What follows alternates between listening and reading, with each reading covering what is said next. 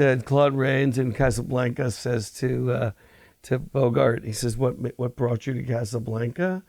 And Bogart says the waters, and Claude Rains says it's a desert, and Bogart says something like, I was mistaken. I was misinformed. Which is great dialogue, just great dialogue. Music, it's music, which is the difference between speak like we're doing here and interesting dialogue. An interesting dialogue. But you said earlier that when excuse me, you said earlier when your wife reads your first draft or second draft that, she's an actress, so you're essentially writing for actors. How does a writer write for what they think people will say versus what actors? Oh, just years of practice. Can you give examples? And listening to readings. I find readings incredibly valuable. Workshopping. And films and TV should be done the same way. Actors are not shy about telling you what doesn't work for them. Just like singers are not shy about telling a songwriter, hey, when I land on that, it doesn't go, the words don't go with the notes. A sort of a simple answer to your question, though, is read your dialogue aloud. Yes, very good point. I don't do it, but you can start saying, well, that's not coming off my tongue very easily. I don't think I want to ask somebody to say that. When composers compose and you're writing for an orchestra and you don't know how to play the French horn and you can't play the oboe, and quite often after it's done, you have people play through the parts and they say, that's unplayable, you can't finger it that way. And they have to go back and they have to change their parts because they're not writing for that instrument. The other thing about drama in any form is what actions are playable, and they're not playable. So what I've learned in the course of my writing life and of watching other people's work is crying. The woman cries. That's not a playable. You have to be more descriptive about it. What is she doing when she's crying? And that the actor's always going to find something else to do, something better, but you got to give them a hint. Actors hate two things more than anything. One, to be told how to say a line, and two, blocking. Because blocking is like structure. It's the easiest thing in the world to do. If all you do as a director is block, you're not much of a director. Actors like directors who, I'm sure that's why they love Tom as a director, because he's also been an actor. Mm-hmm. And so he knows how actors think, And so but I think it's really just experience and writing a lot and reading it aloud and getting other people to read it. There are tricks that you can use in stage dialogue. One is people don't typically talk.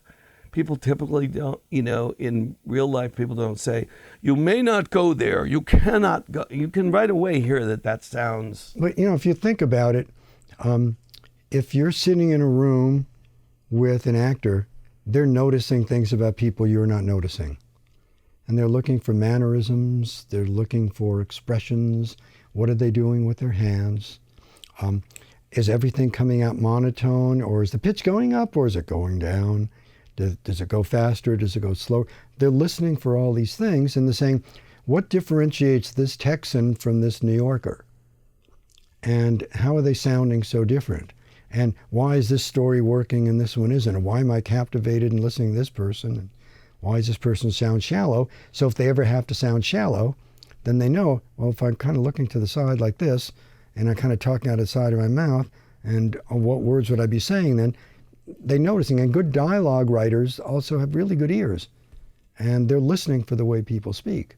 And they remember those sorts of things. I'm a big believer in writers' riddles. Who is that? Like a character that got cut out of Fiddler on the Roof. What is that? I'm a big believer in writers' notebooks. I've been keeping them since I was very young. And I don't mean diaries. I don't mean today I went to Peter Desberg's house and he made fun of me all day and was evaluative. Because that'd be the same thing every time he comes here. I don't need to write that down because I'm going to remember it.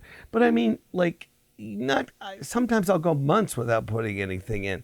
But Lydia Davis, who's a wonderful writer, said that what she likes about keeping a notebook, and I think this is really valuable advice, is is you're never really starting with a blank page, because you can always go to the notebook and find something you wrote and play with it. And if you're blocked on one thing, you go over there and you work on that, and then maybe it doesn't go anywhere, but maybe it does. And that's another thing that writers have a hard time coming to terms with, that is sort of another corollary to the fear. I want to use that word a lot before I forget it. Oh, I'm sorry. No, I was just going to say that you have to get used to things going into a corner, and maybe you have to leave it alone and go to something else. This goes back to what Peter was saying about the guy that was working on one script for 10 years. That's crazy. Because even if it wasn't a script, it's crazy. You want to work on different things, because different days may call you to something, and you're not going to get anything done if you just work on one thing. But this goes back again to the idea of observation, that people think, for example, that objectivity in the world exists, but it doesn't. If 3 people walk into this room, would they all see the same thing? It's see chairs, rug, desk? No. If an interior designer was to walk in this room, they would get nauseous. If a carpenter came in, they'd be looking at the shelves plumb. If a psychologist came in, they'd be looking at the titles of the books. And if a chiropractor came in, they'd be looking at our posture and saying, I see money coming my way, slouching. But the eye doesn't tell the brain what it sees, the brain tells the eyes what to look for. And so, interesting, I didn't know that. And so actors are constantly looking at, when they're seeing any extreme in behavior, they're paying attention to the littlest things. Right. It's not just that his voice raises, but what's he doing with his hands while he's doing it? How has his posture changed? Because he's going to use that. And so again, the same thing, good writers, when they hear people talk, they're saying, did that person get tongue-tied when she got really angry? Or did this whole slew of stuff just come rolling off the tongue? And does this sound like something she said a lot of times? Or is this something that, is she saying it legato or staccato? It's like, I'm so angry at you, I could just bust. Or is it, I'm so angry at you, I could just bust. And all these things, they're listening for these things, saying, wow, listen how the emotion's coming out in everyday people doing stuff. That's the way I want to write the dialogue. So you look at what you're interested in. And if you're a good dialogue writer, you don't just think of what words they're going to say. It's, what have I seen people do when they're trying to demonstrate them, when they're demonstrating that emotion? How do the words come out? Yeah, we saw an interesting interaction of somebody steal someone's parking space, and the guy handled it pretty well. He was waiting patiently, but he said something to the woman, but the woman was like, didn't give him the bird, but she basically told him where to go. Then she turned around. So just watching that whole interaction was fascinating. I mean, it was like a TV show. I couldn't believe that she was a real character. But again, a great writer would have listened to every word and how they got strung together. And how did she express, what words did she use? She said, sorry, you were too late. But again, she cut him off and then said he was too late. Pretty much, yeah. And again, sounds like a New Yorker. But the whole idea of the body language, when she said, sorry, you're just too late, was it, sorry, you were just too late? No. Or was it, sorry, you were just too late? It's pretty much, altogether yeah. different. Mm-hmm. But I mean, all of those things matter. Right. Subtext.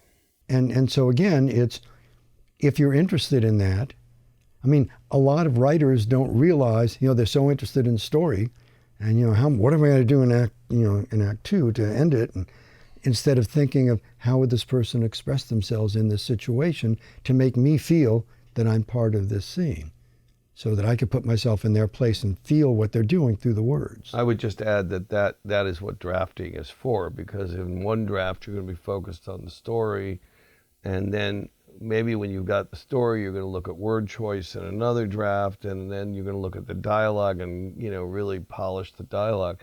This is why you have to disabuse young writers of the notion that 3 drafts and they're done. I don't know, what draft do you want in your novel now? Oh my God. No, but I've encouraged that. We're way in the 20s. again, if you took 10 years to write a novel, I totally get that, right? Because novels are that's so hard. They don't have a page count. Donna Tartt, who's an amazing writer, she writes one novel. She publishes a novel every 10 years, but she's working her fanny off on it. 500 pages, and there's a lot, and That's how long your novel is? 500? Wow. I'm cutting a lot. But the thing is, he has an advantage because he's willing to put it down. It's not painful for him to put bad things on paper, which makes him really unlikable, in my opinion. Well, that's not the only reason. No, but That's just I'm being polite. one dimension of my unlikability.